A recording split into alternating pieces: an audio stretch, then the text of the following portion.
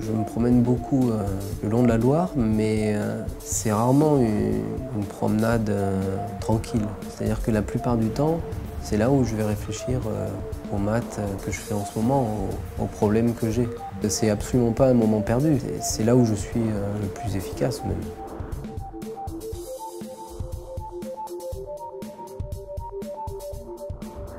Il y a essentiellement trois aspects dans mon métier.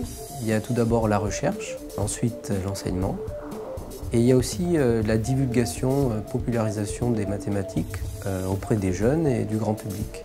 Côté recherche, moi je m'intéresse plus à ce qu'on appelle la théorie des systèmes dynamiques et également la théorie dite géométrique ou mesurée des groupes, qui agissent sur des espaces tout en préservant ce qu'on appelle une mesure de probabilité.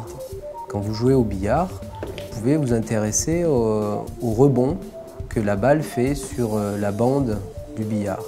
Si vous jouez avec un billard parfait, admettons que la bille ne s'arrête jamais, il n'y a pas frottement de l'air, eh bien la bille donc va rencontrer régulièrement le bord du billard et puis vous vous posez des questions.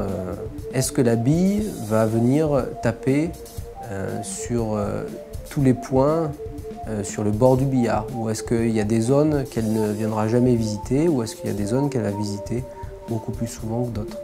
Voilà des questions de système dynamique, plus précisément de ce qu'on appelle de théorie ergodique, et c'est précisément ce genre de questions qui m'intéressent.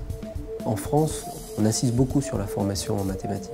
Je pense que c'est une bonne chose parce que quand on est bien formé en mathématiques, ça, si vous voulez, ça vous donne des clés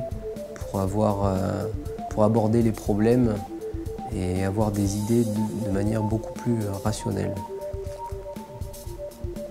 Moi, je ne sais pas trop à quoi rêve un mathématicien, mais ce qui est sûr, c'est qu'un mathématicien, il est déjà heureux quand le travail qu'il fait, les théorèmes qu'il démontre, sont utilisés par d'autres mathématiciens.